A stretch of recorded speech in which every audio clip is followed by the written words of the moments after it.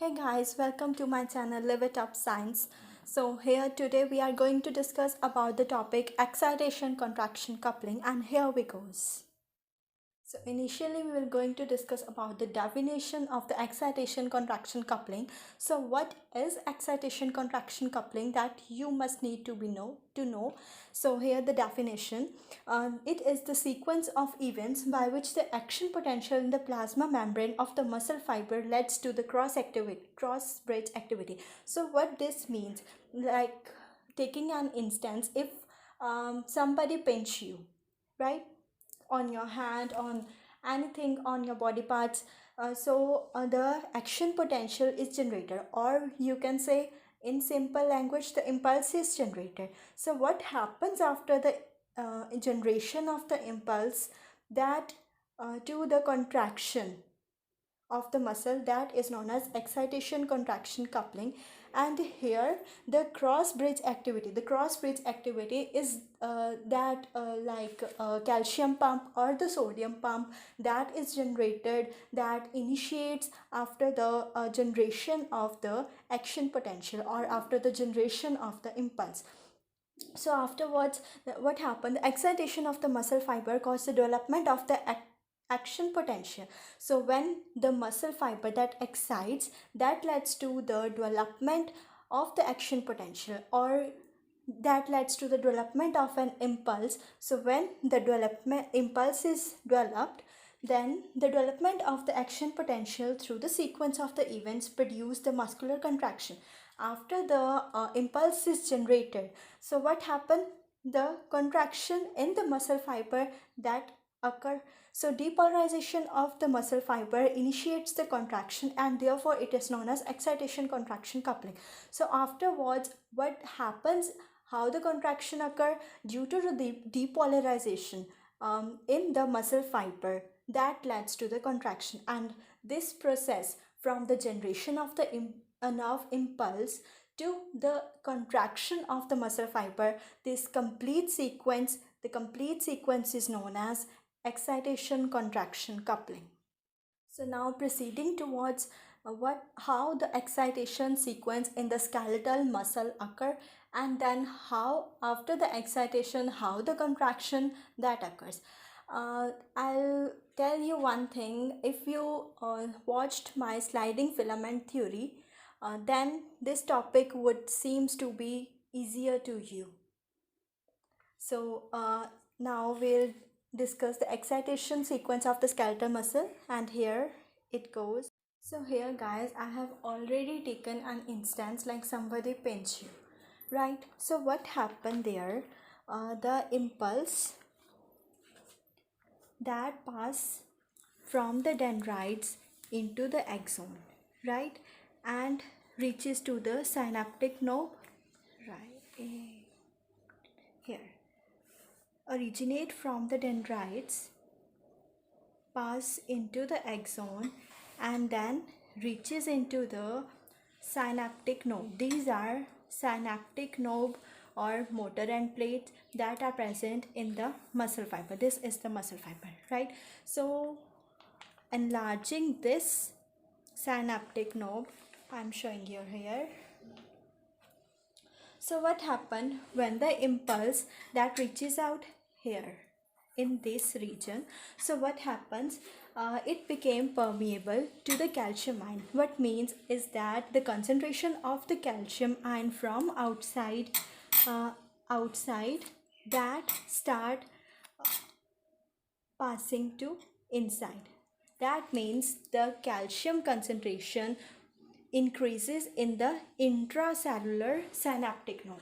So what happens after that, when the calcium concentration here increases, so the synaptic node contain the synaptic vesicles which have the neurotransmitter, that is acetylcholine, in between them.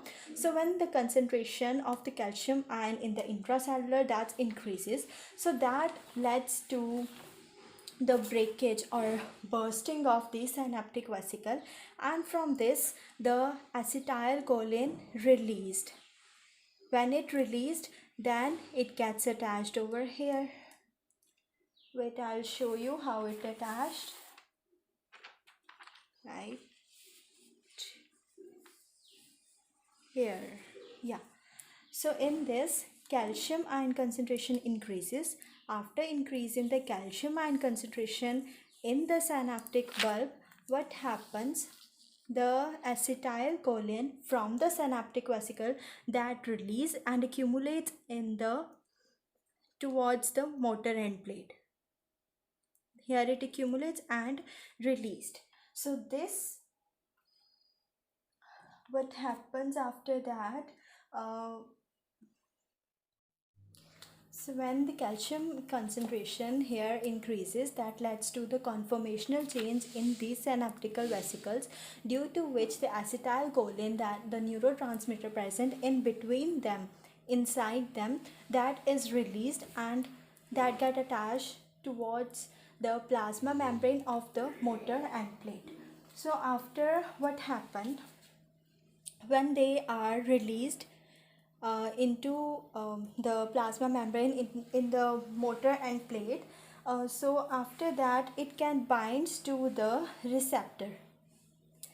These are the receptors, right, which are present in the plasma membrane of these receptors are present in the plasma membrane of the skeletal muscle, and these receptors, these receptors, acetylcholine receptors, these are known as nicotinic receptor. So why this is known as nicotinic receptor? Because this is due to the reason that these receptors are sensitive to the nicotine beside acetylcholine. So as soon as the neurotransmitter receptor complex occur, so when it binds, acetylcholine is a neurotransmitter, so when it binds to the receptor, then the neurotransmitter receptor complex occur, right? So this activates the integral protein. The protein, through it's the integral protein is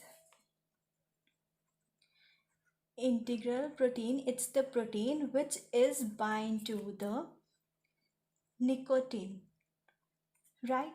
So it this acetylcholine, that is the neurotransmitter receptor complex, this bind with the integral protein which is further attached with the nicotine. So what happened after that, when this receptor complex binds with this, then this complete complex that leads to the conformational change, due to which the sodium start entering into the muscle fiber, which results in the automatic uh, to exhale out the potassium out of the plasma membrane. We don't use the word here exhale, that means the sodium ions get into the plasma membrane and the potassium ions start getting out of the plasma membrane. So here what happened, sodium ion entering and potassium ion goes out, so sodium potassium pump starts or sodium potassium pump generates. So what happens after that, uh, when the sodium potassium pump is generated, after that the excitation is done. It's all about with the excitation. So now we'll discuss about the contraction, how the contraction occur. So accumulation, when the accumulation of the calcium ion in the synaptic knob occur, so what happened after that, that it replace, we have discussed in the sliding filament theory about the troponin filaments, right? It are of three types, C and two more, I can't remember right now. The C binds with the calcium ion. So what happened, these get bind with the troponin C, and due to which that leads to the conformational change in the troponin and tropomyosin. tropomyosin complex. This calcium ion that leads to the conformational change in the troponin C, which in turn leads to the conformational change in the tropomyosin, due to which the tropomyosin complex that would break down, and the calcium ion that will get attached with the troponin. And after that, so what happened when the troponin C bind with the calcium? The thick and the thin filament that contain actin as well as myosin filaments, like this is one muscle fiber, and I think it's not visible to you, right? This is one muscle fiber. It contain actin and the thick filament that contain myosin. When the troponin C get binds with the calcium ion, then actin and myosin filament, that these come together and forms the cross bridge like this, right? So when it comes together, the cross bridging becomes so tight and the muscle contracts. Like here what happened, the contraction occur, the muscle fiber come closer towards each other, and so what needs them to be crossed, that for the crossing over they requires the ATP as the energy. So ATP is required, which is released into ADP plus inorganic phosphate. In this way, the energy is provided to the actin and myosin filament in the form of ATP, which is get converted into ADP and inorganic phosphate, and until the ATP energy is required to the muscle fiber, the contraction between them occur. And this is all about the contraction. So guys, it's over with the excitation contraction coupling. Hope you now guys understand what is excitation contraction coupling. So bye, see you next time.